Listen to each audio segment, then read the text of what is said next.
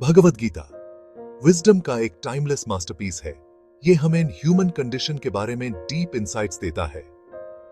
Lord Krishna, divine charioteer, wisely observe करते हैं कि माइंड तो इनहेरेंटली रेस्टलेस होता है। वो एक थॉट से दूसरे थॉट में जंप करता रहता है, बिल्कुल जैसे एक बटरफ्लाई फ्लावर्स में डांस कर रहा हो। ये कांस्टेंट एक्टिविटी बहुत एग्जॉस्टिंग हो सकती है और हम स्कैटर्ड और ओवरवेल्म्ड फील करने लगते हैं। हमारे माइंड्स वरीज, एंजाइटीज और डिजायर्स से भरे रहते हैं।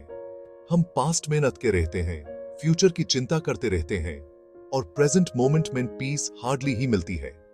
ओवर सोचने की ये आदत हमें पैरालाइज कर सकती है। ये हमें उस जॉय और ब्यूटी को एक्सपीरियंस करने से रोकती है जो लाइफ ऑफर करती है।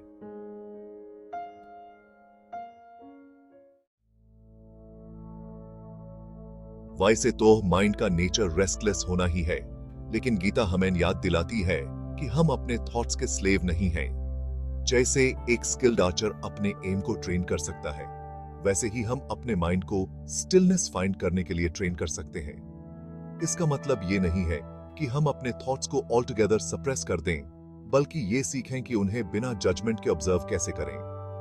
मेडिटेशन, जो कि कई स्पिरिचुअल ट्रेडिशंस का कॉर्नरस्टोन है, इनर पीस कल्टीवेट करने के लिए एक पावरफुल टूल है। इसमें एक कंफर्टेबल पोस्चर में बैठना, आईज क्लोज्ड करना और अपने ब्रेथ पे फोकस करना होता है। जैसे ही थॉट्स आते हैं, सिंपली उन्हें एक्नॉलेज करो और जेंटली अपना अटेंशन वापस ब्रेथ पे ले आओ।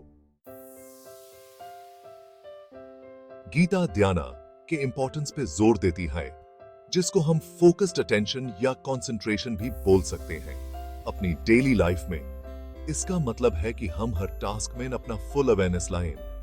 वेदर हम ईटिंग खा रहे हों, वर्क कर रहे हों या अपने लव्ड वंस के साथ टाइम स्पेंड कर रहे हों, हमें फुली प्रेजेंट रहने की कोशिश करनी चाहिए। जब हम प्रेजेंट मोमेंट में फुली एंगेज्ड होते हैं, तो हमारा माइंड काम और क्लियर हो जाता है। हमें पर्पस और फुलफिलमेंट का फीलिंग होता है, even in seemingly mundane activities. अपनी डेली रूटीन में माइंडफुलनेस प्रैक्टिस करके हम ग्रेजुअली माइंड की रेस्टलेसनेस को तामे कर सकते हैं। गीता की एक और इंपॉर्टेंट टीचिंग वैराग्य का कॉन्सेप्ट है, जिसको ऑफन डिटैचमेंट या डिस्पैशन ट्रांसलेट करते हैं। इसका मतलब ये नहीं है कि हम इमोशनलेस हो जाएं या अपने आसपास की दुनिया से इंडिफरेंट हो जाएं, बल्कि इसका मतलब है कि हम आउटकम से अपने अटैचमेंट को छोड़ दें। हम ऑफन एंजाइटी और फ्रस्ट्रेशन एक्सपीरियंस करते हैं जब चीजें हमारी प्लान्स के अकॉर्डिंग नहीं होती हैं। वैराग्य हमें टीचर्स है कि हम अपने एक्शंस पे फोकस करें, न कि रिजल्ट्स पे। अपनी नीड टू कंट्रोल एवरीथिंग को सरेंडर करके हमें इनर फ्रीडम और पीस मिलती है। पीसफुल माइंड का पाथ सेल्फ डिस्कवरी और इनर ट्रांसफॉर्मेशन का जर्नी है। इसके लिए पेशेंस, डिसिप्लिन और अपने थॉट्स और इमोशंस को फेस करने की विलिंगनेस चाहिए। मेडिटेशन, माइंडफुलनेस और डिटैचमेंट की प्रैक्टिसेस के थ्रू हम ग्रेजुअली इनर हार्मनी कल्टीवेट कर सकते हैं। ये इनर पीस ऐसी चीज नहीं है जो ओवरनाइट अचीव हो जाए। ये एक ऑनगोइंग प्रोसेस है जो टाइम के साथ अनफोल्ड होता है। जैसे जैसे हम इन प्रिंसिपल्स को प्रैक्टिस करते रहेंगे, हम खुद को ओवर रिजिलियंट, कंपैशनेट और जॉयफुल बनते हुए पाएंगे।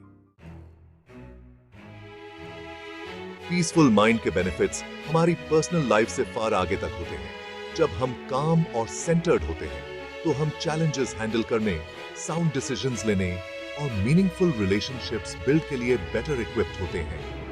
गीता हमें याद दिलाती है कि ट्रू सक्सेस सिर्फ मटेरियल वेल्थ या सोशल स्टेटस के बारे में नहीं है, बल्कि एक ऐसी लाइफ के बारे में है इन विच पर्पस और फुलफिलमेंट हो।